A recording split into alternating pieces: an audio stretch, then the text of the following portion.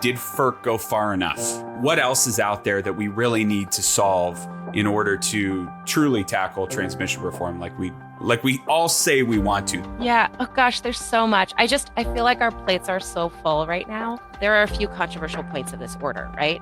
But this order is a big deal. The Federal Energy Regulatory Commission, FERC, has unveiled landmark new rules in an attempt to jumpstart the beleaguered transmission system in the U.S. Many are already calling it the most impactful action by the agency in decades, providing a path to meet the needs of the energy transition. Taken together, Orders 1920 and 1977 total more than 1,500 pages, requiring long-term proactive transmission planning and providing a backstop to some key siting disputes. But experts say there's still plenty of work ahead, and challenges to the rules are likely. I'm John Engel, Editor-in-Chief of Renewable Energy World and Power Grid International. And this week on Factor This, I'm joined by Tory Lauterbach, a partner in the energy and climate practice at Foley Hoag LLP, who breaks down what FERC did and didn't do to boost transmission. That's all next on Factor This from Renewable Energy World.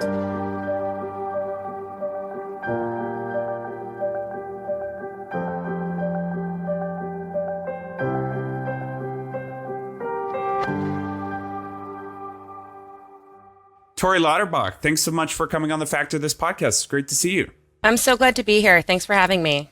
Yeah, it's a big week in our little corner of the economy. It felt like one of those unifying moments for all of Energy World to be watching the live stream or attending the FERC meeting on transmission. So I'm really looking forward to unpacking all of this with you.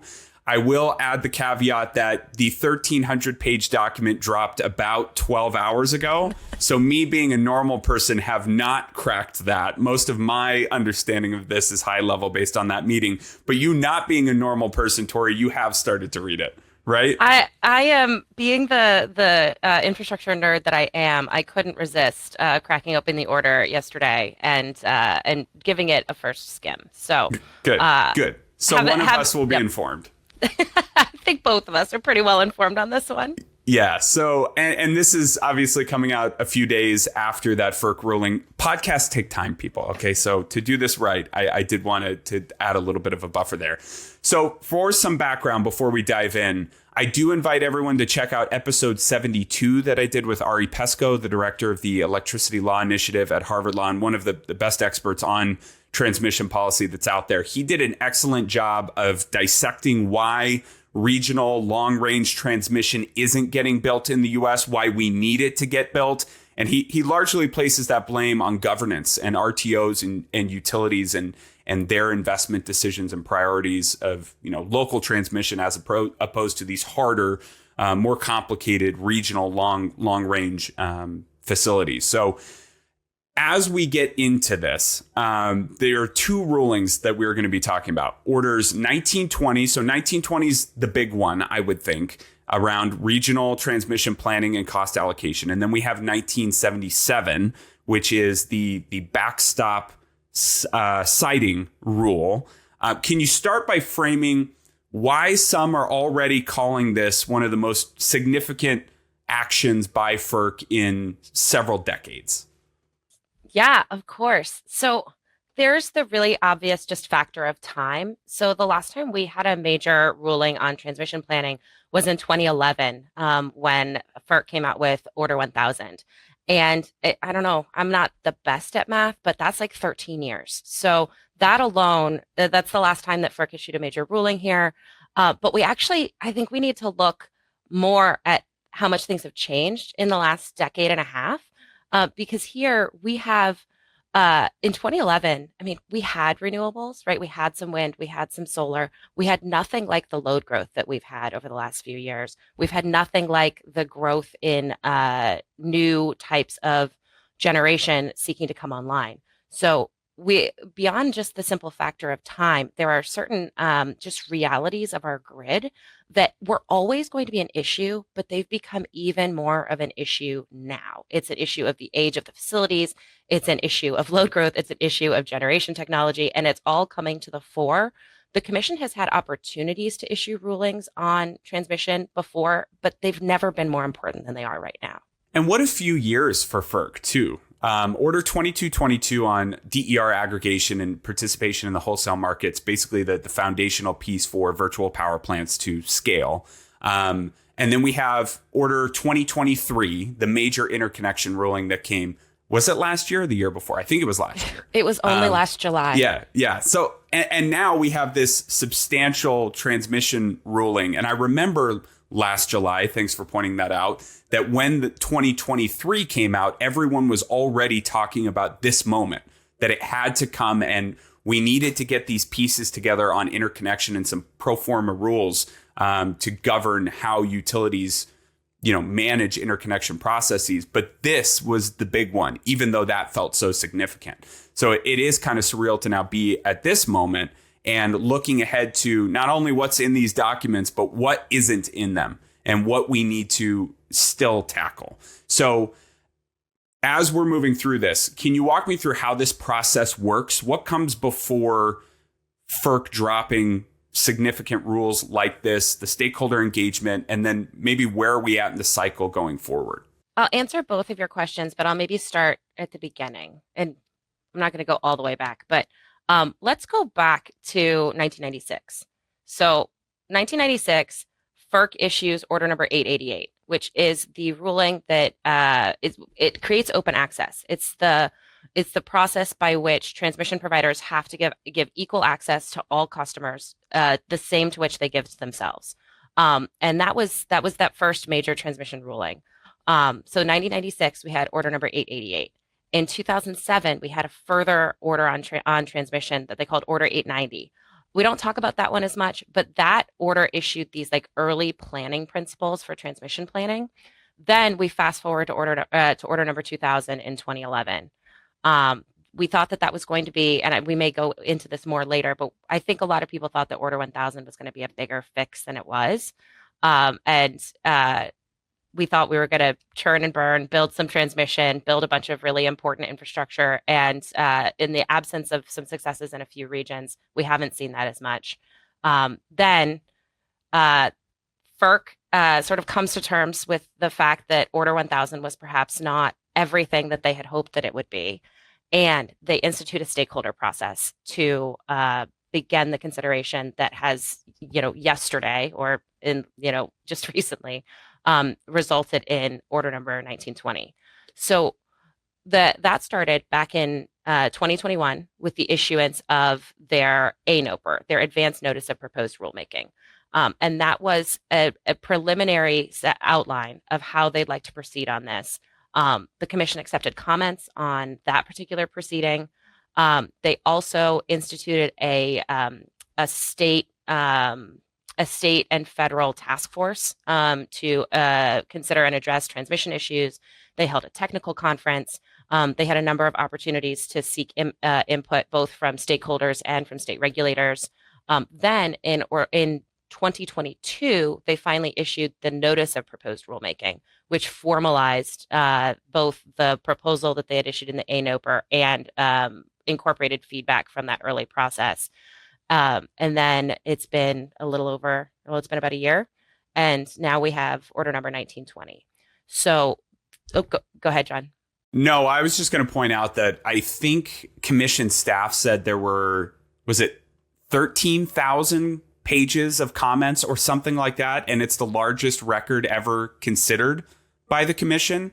They did say that. They said it's the largest record ever considered by the commission, which is really saying something because I think they said something similar about order number 2023. So the level of engagement here has just been really strong from all parts of the industry, frankly.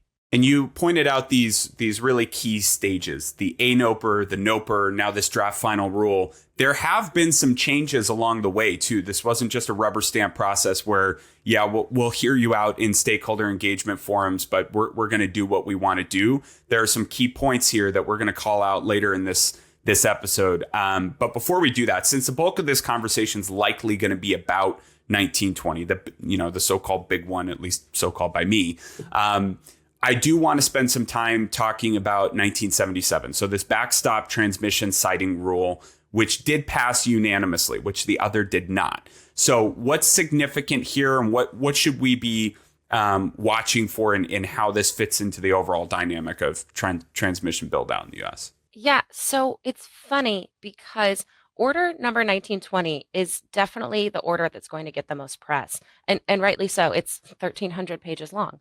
Uh, but order number 1977 actually deals with what I think is the biggest roadblock to transmission development right now, which is the siting and permitting portion of getting transmission built. The thing is that order number 1977 is a partial solution and a backstop solution for that huge obstacle. So what order number 1977 does is it implements FERC's portion of a reform that was mandated by part of the Infrastructure Investment and Jobs Act of 2021, which led the Department of Energy and FERC to issue NOPRs to implement their various portions of the backstop authority. And the way the backstop authority is slated to work, and it's been in effect for a while, but it hasn't been used. The hope, I think, from Congress is that it will be used now, is that the Department of Energy designates a certain number of corridors as high priority transmission development corridors. And then FERC then can, in the event that state and local regulators do not move on siting and permitting in a fast enough manner, FERC can step in and do the siting for those transmission lines in those high priority corridors, but only after the state regulators have not. Okay. And I remember FERC staff also pointing out that this is kind of taking advantage of a similar framework that led to the build out of pipelines in the U.S., right? Is that? Yep. Okay. But they did reject a piece of the proposal. And I did see some commentary floating around as this meeting was live about certain permitting or siting applications not being able to move forward simultaneously. What's the piece there that's important? Yeah, so in the NOPR, the proposal had been a bit more aggressive and would have allowed both FERC to simultaneously do some of the work related to its own siting while the state agency proceedings were still going on, so that it could be ready to issue a ruling faster. But based on stakeholder feedback, they decided to hold off on that and not run the two processes, in parallel, but instead to wait the year. And that seems to be a big point in both of these rulings is like, what is the role of the state and how much are we going to take away from them in making sure that we create this expeditious transmission development environment? Their jurisdictions are still a part of that. And these long lines can often cross through multiple states. And there's an aspect of that in 1977 in the backstop siting rule that Commissioner Clements was calling out that said, we don't want to completely overstep on the state's role here. And that was based on feedback they received. Is that right? That's right. And you heard this from all three commissioners yesterday. You heard it perhaps loudest from Commissioner Christie. But loudest and longest. Loudest and longest for sure. But if you listened to the press conference after the open meeting, which of course I did, and I'm sure you did as well, Chair Phillips was really adamant that as a former state commissioner himself, that this rule doesn't take anything away from the states. That his position is that it maintains the authority that state commissioners have always had. It involves state commissioners. There's the potential for the state agreement process. There are requirements to meet with state commissioners over a variety of periods of time throughout now I'm talking about order number 1920. But I think you'll find that the various commissioners, and it's unusual actually to have a ruling be not unanimous from this particular commission. I do think that Chair Phillips has seen himself as a consensus builder, and certainly was very proud that order number 2023, which came out in July, was unanimous. So I think you'll find that all three commissioners will steadfastly say that the work of the state commissions is respected and valued, and that there is a jurisdictional line. The difference being that the majority will say that this order has respected that jurisdictional line, and Commissioner Christie, has a different view. Before we move on, the significance of these corridors, do we know, the potential scale there and what kind of development activity could be unlocked from those areas? Is it unknown about the potential, or, because I just wonder, we have, 11? Was it 11 corridors or something around that? That sounds right. Yeah. And I want to be able to understand, like, is that a nice to have, or was that a major breakthrough for the industry? I think it can be a major breakthrough for the industry, but I think it depends a lot on implementation, right? We're in an election year. Um, there's a lot yet to be known about how the action will happen within those corridors, and a lot of that will depend on what happens in November. That's really good point. A lot will depend on what happens in November. I think President Trump said yesterday, I was reading a couple of clips this morning, that he would cancel all the offshore wind contracts on day one. So I'm sure that's rippling throughout that segment of our space too. Okay, we've already alluded to 1920 a couple of times. So this is regional transmission and cost allocation. That's a big piece here. What are some of your main takeaways when the intent here was to create this long range, proactive environment for transmission providers to engage with stakeholders across the spectrum and ensure that we aren't only investing in local projects that are easier to build because you don't have to talk to anyone? Yeah, so it's funny. The media in the last day has focused a lot on the dissent and the issues related to state agreements and some of the planning factors that some might find. So I know that Mark Christie has said that parts of the rule seem to favor the renewable sector. Those aspects are worth discussing, but I think going back to the bedrock of why this order is such a big deal, this order adopts a minimum 20-year planning horizon, and that's huge. 20 years is a long time. 20 years ago we didn't even have Order 1000, right? And now we are in a place where transmission planners are expected in all regions to plan for a minimum of 2 decades.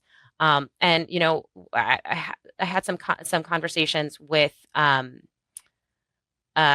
folks over at the commission about this is before the ruling came out, but just about why a 20-year planning horizon is just a different ballgame, or a minimum 20-year horizon. And it's because there's a lot of variables at play. And I think what the commission has said by issuing this order is that planners need to grapple with all the variables. Yes, we don't know exactly what load growth is going to be between now and 20 years from now. Yes, we don't know how quickly batteries will advance, or what their ultimate discharge time will be, or how quickly they will, rise to being able to serve as peakers in the same way as a gas plant can. But the planners need to be nimble, and they have to plan for multiple scenarios. And that's what this order does, right? It requires that planners use multiple scenarios developed using a variety of factors to come up with an environment in which they are evaluating transmission projects and planning for a 20-year future. And I just think that is so huge. We're going to get to a little bit more of those objections here in just a second. You were talking about Commissioner Christie's comments during the meeting and saying that this is an agenda item for the administration, for Democrats to boost renewables. The point here, and that was effective because that wound its way into a number of different pieces, mine included. But this ruling is generator agnostic. It doesn't care where the electron comes from. So I did read the New York Times headline saying, major transmission or power grid ruling to boost wind and solar. The AP had a similar one. And I'm reading that. I mean, ultimately, we need more transmission to get these interconnection queues cleared and get these projects online. Most of them are wind solar storage resources that are waiting. But it doesn't really matter. I mean, it could be a gas plant too. It could be a move against climate goals. So I did want to point that out before we move on, because that did stick out to me. Yeah, absolutely. And if I may, the Christie didn't put that fine a point on it in his remarks yesterday. But I was scrolling through the rule last night, as I am wont to do, and I was looking for the portions that, might have been seen to be leaning, pro-renewable or toward a certain technology. And the thing that really sticks out to me is that, so there's these 7 categories of factors that the order requires to be used in the development of long-term scenarios, not in the selection of the projects, but in the development of the scenarios for these minimum 20-year time horizons. And the seventh factor is utility and corporate like commitments and federal, tribal, state, and local policy goals that affect long-term transmission needs. So it's like the thing that this order is doing, which I think some certain parts of the political world may take issue with, is that it's incorporating corporate commitments, which are often sustainability commitments, utility sustainability commitments, into the scenarios that then transmission is evaluated within. And that has to happen every 5 years too. So that's going to be continuously updated. Is that normal? So here's that full list. It's every 5 years, incorporate laws and regulations, integrated resource plans, fuel costs. Okay, so maybe that another potential bias, policy goals, and corporate commitments. That was really interesting. I don't think that we should plan our transmission system without considering those things, but to say that overtly, it was curious because, corporate sustainability commitments are great and have fueled a lot of renewable energy deployment. They're also not bound to anything. And so that's curious to me. Yeah, and it could change, but also, as a renewable energy lawyer, like virtual PPAs have been a game changer, right? Mm-hmm. And virtual PPAs, a lot of the biggest customers on those are corporations with sustainability commitments. And I do think that the industry is reacting to customer demand. And one of the customer demands is like renewable, sustainable energy, so that these corporations can meet the commitments that their stakeholders and their customers have asked them to take on. So is it political to consider that there are all these commitments that are driving parts of the market? It's obviously only one piece of the puzzle, but I think it would be closed-minded or perhaps myopic not to consider them when you're putting together scenarios. But as you mentioned, it is interesting that they put it in writing in the rule. That one point seems to be one that'll stick out in some of the challenges that we're likely to see, or the reactions from Congress, or whatever happens in your legal sphere. But breaking down 1920 a bit more. So we have those, that the criteria for the scenarios that you were talking about. There are also these 7 economic and reliability benefits that have to be used in selecting long-term regional transmission facilities. And those are outlined, and we've got them on our websites all over the place if you want to read them. There's this other piece that I need a energy lawyer to unpack for me, because I'm not going to try to do it myself. Oh, how lucky you've got one. Yeah, I've got one. And she's not charging me anything. I don't think she's charging me anything. Not at the moment. Yeah. Federal right of first refusal. So the line item is transmission providers must adopt tariff provisions that provide a federal right of first refusal for a transmission provider to develop any right-sized facility. And the rule did also decline a proposal to adopt the conditional federal right of first refusal due to joint ownership. So what does all of that mean? Great question. So not that great. Pretty basic question, but so I think maybe we start with the fact that so I think there's this tension in the utility marketplace when we talk about transmission development between people who say and we heard about this a lot back in 2011 when we had Order 1000. There's the argument that what we really need is competition, right? What we really need is a totally even playing field, no incumbency. If you make a competitive marketplace, people will come in and they will competitively propose transmission projects. We will build the best ones. We will get the best grid. And then there are those who say, well, utilities know how to build transmission, and utilities should be turned to build transmission because they're the ones who know how to do it. And when you get in the way of them doing it, the transmission doesn't get built because the people who are building the transmission don't know how to build it, or they don't have the skill sets that we have, or they don't have the resources that we have. And the ROFR speaks to the heart of that tension, right? So the NOPR proposed having a broader ROFR than what we got in the final rule.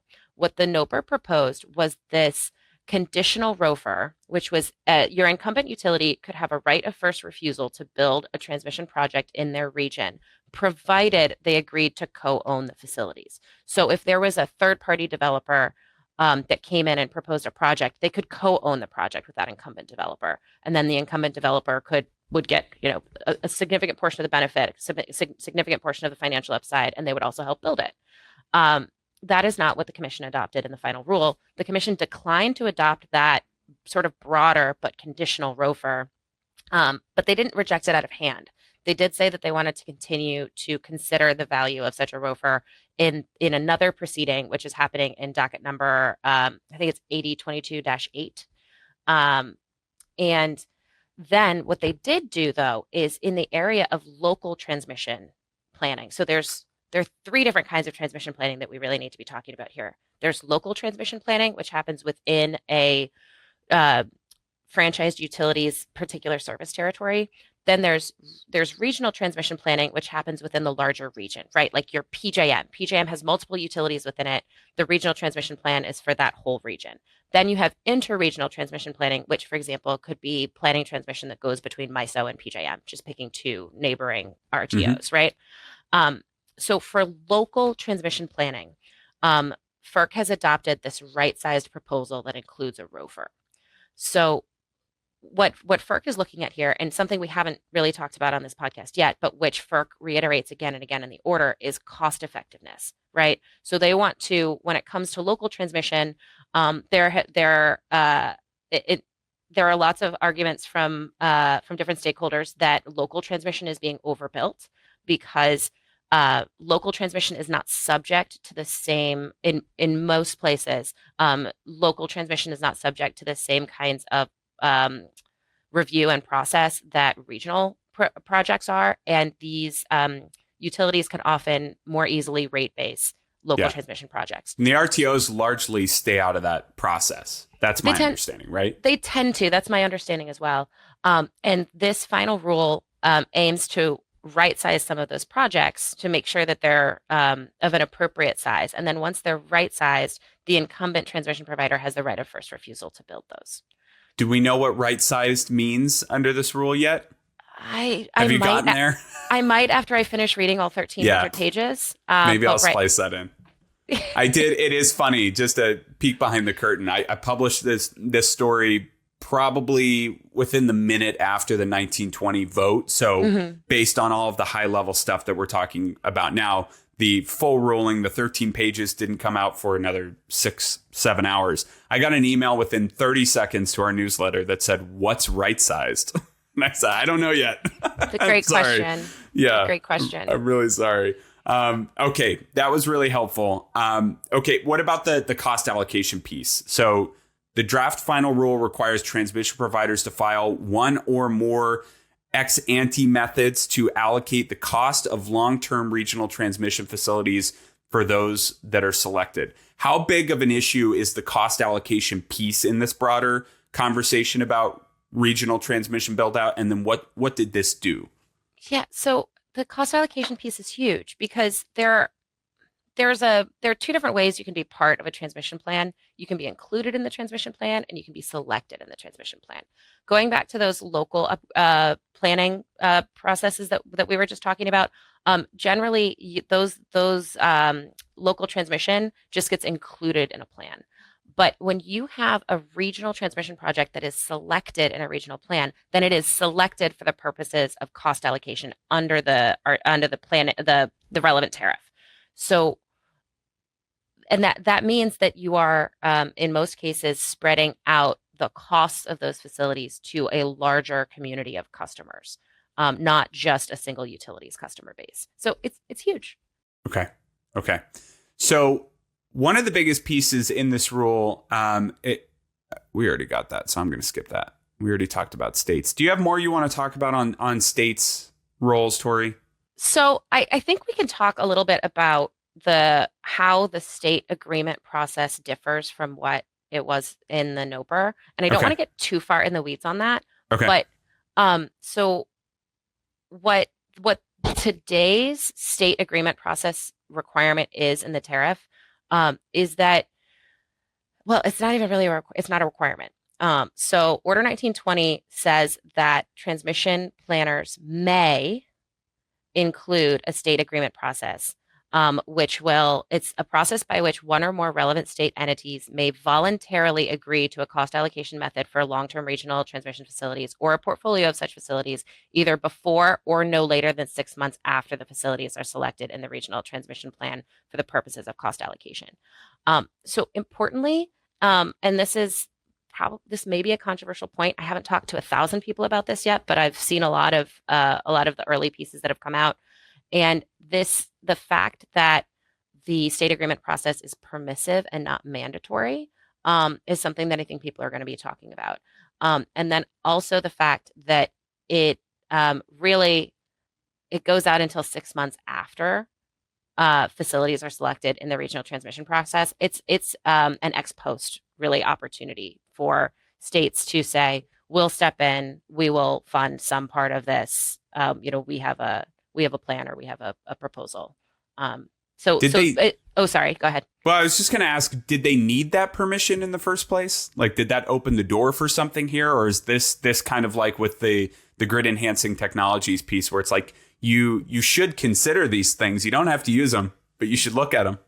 Well, so some of the RTOs, specifically PJM, already has a state agreement process. And some people like that process a lot. And I think some would like to see that taken to more places. The fact that FERC offered it up as a choice, that you could have it or not, that's different than what they've done with other parts of the rule, right? It's not optional to have at least a 20-year planning horizon. It is optional to have a state agreement process.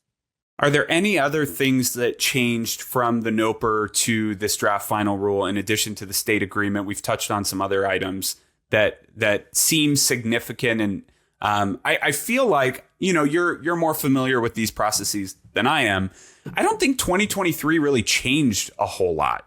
It felt like there were a number of changes that staff made sure to identify when they were reading out. Yes. So in this case, there were two big ones, and then there's a little one I just want to note. So when we have the 20-year planning horizon, initially FERC had proposed that be reevaluated every 3 years. In the final rule, they decided to reevaluate it every 5 years. So there has to be a 20-year planning horizon with the planners looking at the scenarios again every 5 years. Then there's the state agreements being permissive.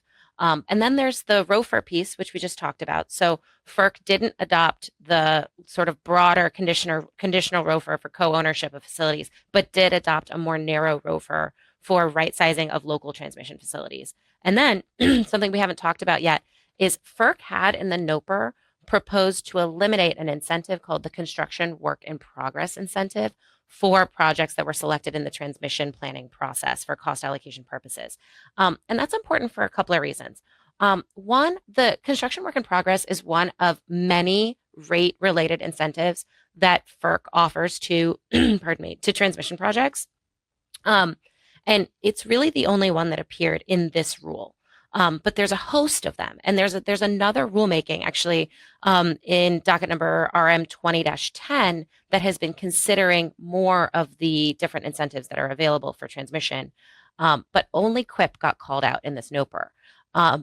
And so FERC proposed to eliminate it. And I think the reason why they proposed to eliminate it for projects that were selected in the planning process for the purposes of cost allocation is because once a project is selected for the purposes of cost allocation, they've been selected for the purposes of cost allocation. They are going to make their money back.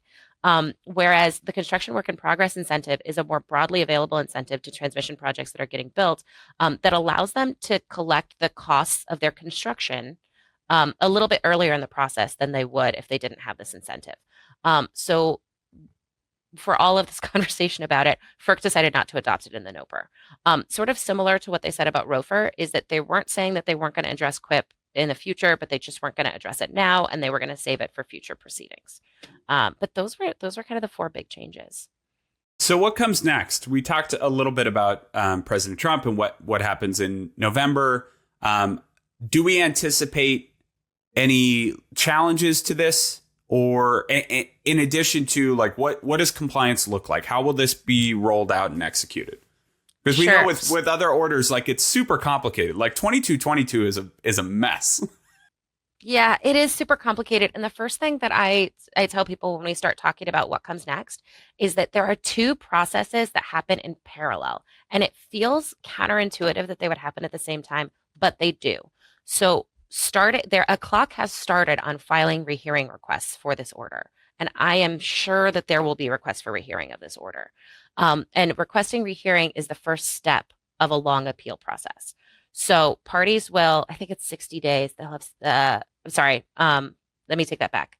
They have 30 days to file a request for rehearing. After a request for rehearing, FERC has a limited amount of time to rule on them. I think it's also 30 days. They almost never rule on a rehearing request in 30 days. So that will be denied by operation of law. Don't get too hung up on what that means. It doesn't really mean that much for practical purposes. But what it does mean is that FERC doesn't have to, but has the option of coming back and looking at those requests for rehearing sort of anytime it wants prior to something being taken up by the court, by a court, to review the requests for rehearing and rule on them. FERC usually does that. In fact, with an order like that, they're definitely going to do that, but they have a longer time frame. So we don't have a defined timeline on when we will hear from FERC on an order on rehearing. For example, Order 2023, which is the interconnection rule, the order on rehearing just came out in April. So that was July to April, and that's actually a pretty quick timeline for FERC to rule on rehearing. So it could be a while before we hear FERC respond to objections to this rule. But once that happens, then appeals will go forward if people take them on usually to the DC Circuit, but it could be any number of federal courts. Does everything stop in the interim? No. So and that was my earlier note that these things happen in parallel, and this is what's counterintuitive. So this appeals process goes on simultaneously with the compliance process. So while folks are working on their request for rehearing, while the commission is considering those requests for rehearing, the transmission providers will also be working on their compliance filings. So this final rule takes effect 60 days after publication in the Federal Register. So it's going to be 2 months and change from yesterday, because it takes time to publish the thing in the Federal Register. Then after that effective date, then the transmission providers have 10 months to craft and submit their compliance filings. That will include a lot of stakeholder engagement in the RTOs and ISOs, the MISOs, the PJMs, the ISO New Englands, and NISOs of the world.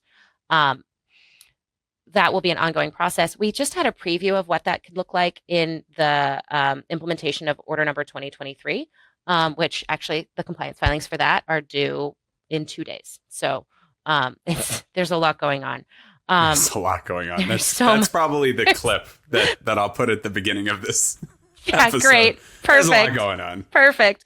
So you have 10 months from the effective date, except you have 12 months from the effective date for interregional planning issues, which actually we haven't really talked about. There were some rulings on interregional planning in this order. It's not the bulk of the order, and most of it is informational. There's a requirement that there be like a website or an email list set up to share information about interregional planning. And although I'm making it sound like it's not a big deal, there's a lot of fact gathering that goes into that. And FERC has decided to give the transmission providers an extra 2 months to deal with the compliance aspects of that. So 12 months, let's say 14 months and change from now, if there are no extension requests, we will have compliance filings to implement this rule. So we're already looking more than a year out. And are there going to be extension requests? There almost always are.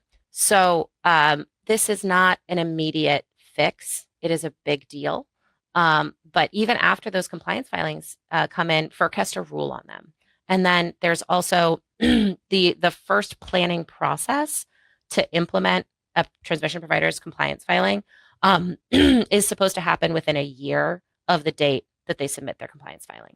So we've got a long timeline here. Like it's like 2 years before we'll have our first planning process probably. But it's putting a lot of important machinery in motion at this point. You touched on it with the interregional piece, but I think that's a nice segue into, did FERC go far enough? And you can't do everything with one order or a pair of orders, but what else is out there that we really need to solve in order to truly tackle transmission reform like we all say we want to? That seems pretty bipartisan at this point. Yeah. Oh gosh, there's so much. I feel like our plates are so full right now. And it's a good thing. I mean, there are a few controversial points of this order, right? But this order is a big deal. And there's a lot that I think the renewable sector can get excited about this. I think there's a lot that transmission developers can get excited about this. And within the transmission developer world, there's a lot that's good in here for the utilities as well, right? They are transmission planners. So there we have, like I said, there's some machinery that's in process right now.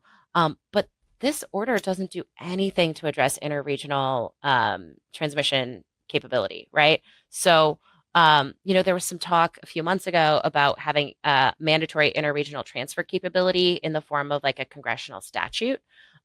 If we had an interregional transfer capacity requirement, basically saying that between two regions, there has to be enough transmission infrastructure so that you can transfer power from one to another. If there is inclement weather, if there is a heat spike, which I guess is another kind of inclement weather, but ways for the regions to work together, that the most direct line to being able to do that is through congressional action. Similarly, and we talked about this at the top of the show, permitting and siting has been historically a state issue. And this is different than what it's like on the pipeline side. On the pipeline side, FERC does have certificate authority, but it doesn't on the electricity side. And fixing that, fixing the process so that transmission permitting happens more efficiently, happens faster, that's another issue where we really need Congress, right? The backstop siting is great. The backstop siting is important, but backstop siting is unlikely to meaningfully speed transmission development nationwide. So I'm looking at my notes to see, aside from those things, I mean, those are a lot. I should also mention, this is something that hasn't come up yet, but we've talked about order number 2023, which is the interconnection reform. These two rules really need to be looked at side by side, because in the absence of organized integrated transmission planning, we have individual generation facilities who are trying to develop generator lead lines that will get them to the transmission that they need. It's a much less efficient process. And in some cases, the cost allocation isn't quite right, because one generator might pay for this whole lead line, and then eventually other generators may want to interconnect to it, and it makes the recovery of the cost of the transmission line a lot trickier, a lot less straightforward, and not governed by an integrated process. So right now, gosh, in the past year, so much has happened. None of it's implemented yet, but a lot has happened.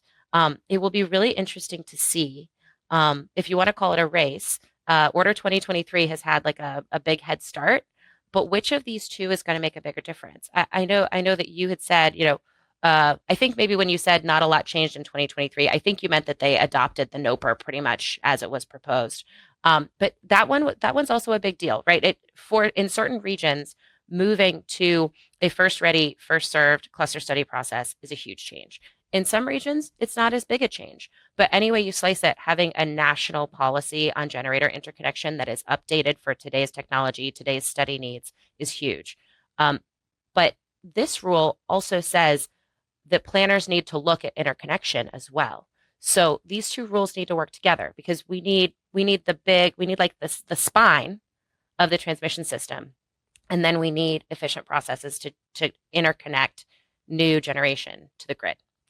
So one of the things that hasn't been done yet is those two processes, seeing how those two processes will work together. And that's not something Congress can do. That's not even something FERC can do. We just need to see how the stakeholder processes play out and how the various RTOs go about implementing these various rules. I think the takeaway here is, like, we have these really big moments, and it's just about moving the ball forward. Like with the interconnection piece, you called it out in 2023. I remember FERC noting that they weren't really tackling the cost sharing issue in this proceeding, but they're going to get to it. And we're not all the way there yet on grid enhancing technologies, but they're going to get to it. And right of first refusal, we got to figure that out. We know we have to figure it out, and it's coming. But if we try to do everything in some of these rulings, we'll end up doing nothing because we'll never get it through. That's what I see these milestone wins as actually pretty, instilling at least a bit of optimism in me that, it feels like we're going in the right direction. Do you share that sentiment just as we kind of round this out? I do. And I think I'm optimistic. I think that we're making a lot of progress in the sector. I will say we can look at some signposts that the commission itself gave us with a couple of caveats. So one, the order gave us an Easter egg of a proceeding to look out for. The majority decision specifically called out docket number 8022-8, which is the transmission planning and cost management NOPR or proceeding. And it's not a NOPR yet. But they called out that proceeding as the next big thing. They did the same thing in order number 2023. They said, here's this big order, but watch this space, like transmission planning is coming. And now they're saying, watch this space, transmission planning and cost management is coming. With the caveat that we have 3 commissioners right now. Commissioner Clements' term ends at the end of June. She can stay on through the end of the year. We have 3 nominees that are working their way through Congress, and we have some idea of the policy positions of those 3 folks. We have Judy Chang, who has been a state regulator in New England, who has been, an active consultant and economist in the world of transmission and other areas of energy development. We have David Rosner, who's a longtime FERC staffer, who has spent some time in Joe Manchin's office, a long history, starting from work he did with the Bipartisan Policy Center. So you can sort of see where he sits in the on the spectrum of the political world. And then you have Lindsay C., who is the Solicitor General for West Virginia, and who was a leader in West Virginia versus here in our nominees. West Virginia versus EPA. She was a big leader in that case, which brings up the major questions doctrine. And this is not a legal podcast, and I'm not meaning to make it a legal podcast, but those are 3 people with 3 significantly sort of independent philosophies, probably when it comes to utility regulation. So this commission has teed up some issues that they really care about, but we're going to kind of have to wait to see who the commission is when the next piece comes out. And so there's watch for November, but also just watch Congress to see how that how the confirmation process goes, because they're nominees right now. They're not on the commission yet. I think that's a great way to end it. Tory Lauterbach, thanks so much for joining me. This was great. I really appreciate it. Thanks so much.